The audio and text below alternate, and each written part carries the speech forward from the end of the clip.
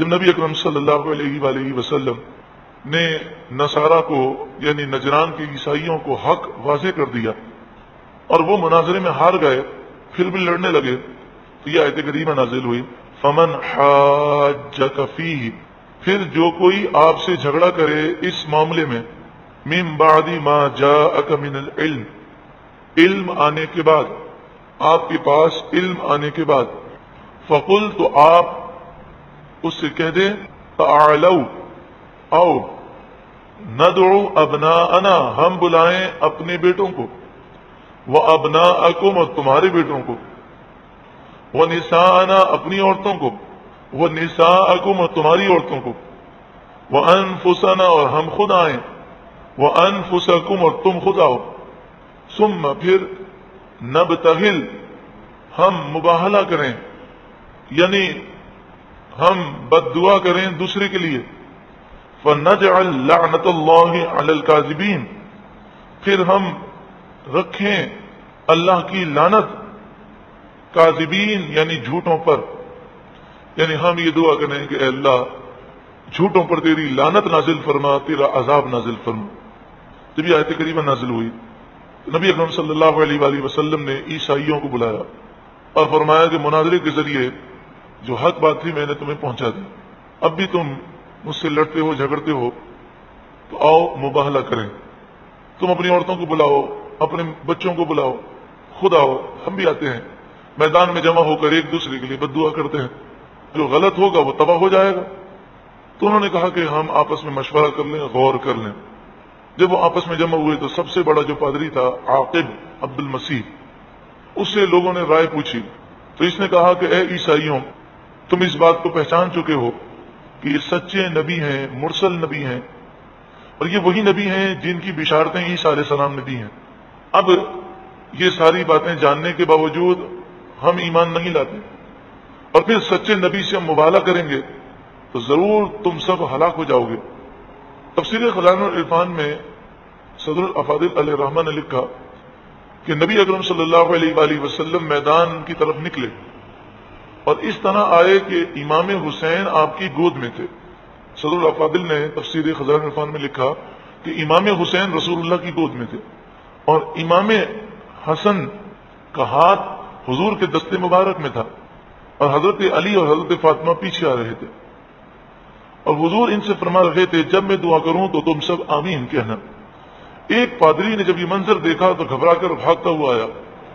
اور اپنی قوم سے کہنے لگا، خبردار ان سے مباہلہ نہ کرنا، میں ان کے ایسے روشن اور مبارک چہرے دیکھ رہا ہوں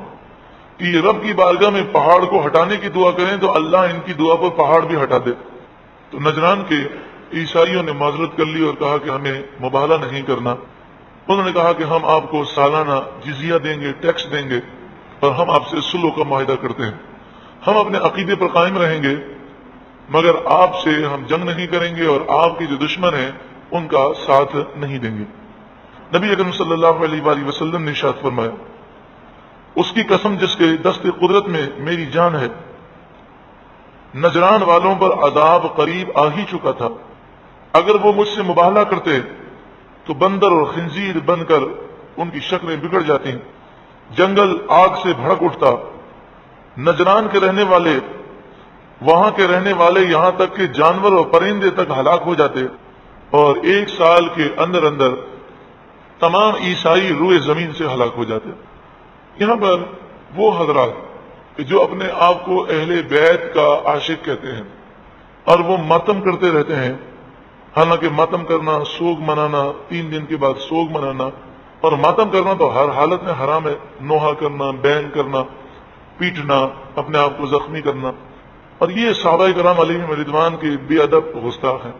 اور حقیقت میں اہل بیت سے محبت کرنے والے صرف اور صرف اہل سنت و جماعت ہیں، اس لیے کہ اہل بیت یعنی گھر والے، بتائیے بیوی کو اگر کوئی گھر والا نہ مانے تو وہ اہل بیت سے الفت رکھنے والا کیسے ہوا؟ تو حضرت عائشہ تو اہل بیت سے ہیں، اب تو زوجہ ہیں، تو جو حضرت عائشہ کی توہین کرے وہ اہل بیت کی توہین کرنے والا ہے۔ پھر اسی طرح یہ حضرت رسول اکرم صلی اللہ علیہ وآلہ وسلم کی ایک صاحبزادی حضرت فاطمہ کا تو ذکر کرتے ہیں لیکن باقی 3 صاحبزادیوں کو نہیں مانتے، اور دلیل میں کیا دلیل پیش کرتے ہیں؟ دیکھیں، حضور صلی اللہ علیہ وآلہ وسلم صرف حضرت فاطمہ کو لے کر آئے. اگر حضور کی دوسری صاحبزادیاں ہوتی ہیں تو حضور دوسریوں کو بھی لے کر آتے. عام آدمی چونکہ جاہل ہوتا ہے، اگر بہت پڑھا لکھا ہو، پی ایچ ڈی بھی کی ہوئی ہو، تب بھی وہ ان کی چالوں کو سمجھتا نہیں ہے. کہتے ہاں یہ بات تو ہے. سنی بھی یہی واقعہ بیان کرتے ہیں کہ حضرت فاطمہ کو حضور لے کر آئے، اور قرآن میں تو ہے کہ ہم اپنے عورتوں کو لے کر آئیں. تو اگر حضور کی دوسری بیٹیاں ہوتی تو حضور ان کو بھی لے کر آتے، تو ثابت یہ ہو کہ حضور کی ایک ہی بیٹی تھی. لیکن جو ان کے وار سے واقف ہے وہ الحمدللہ ان کی باتوں میں نہیں آتا اور ان کی باتوں پر توجہ بھی نہیں دیتا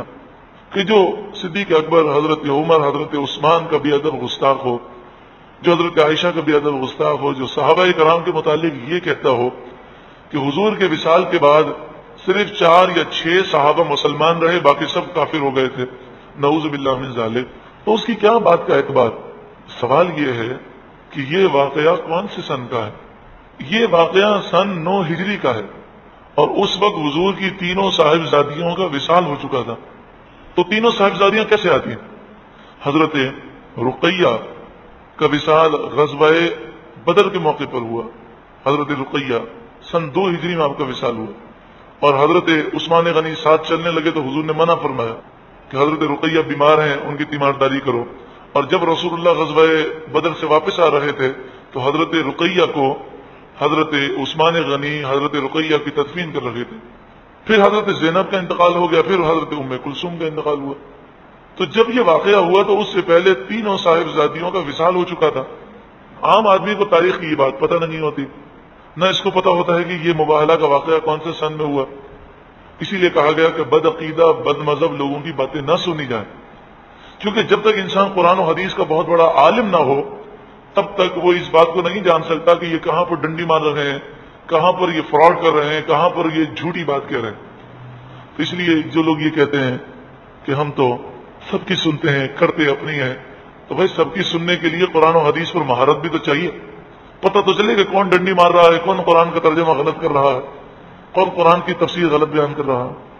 تو حضور صلی اللہ علیہ وآلہ وسلم کی 4 صاحبزادیاں ہیں. تو 4 صاحبزادیاں ہیں، جو ایک کو مانے اور 3 کو نہ مانے وہ بھی اہل بیت کا گستاخ اور بے ادب ہے. درود پاک پڑھ لیجئے. مولایا صلی وسلم دائما ابدا علی حبیبک خیر الخلق کل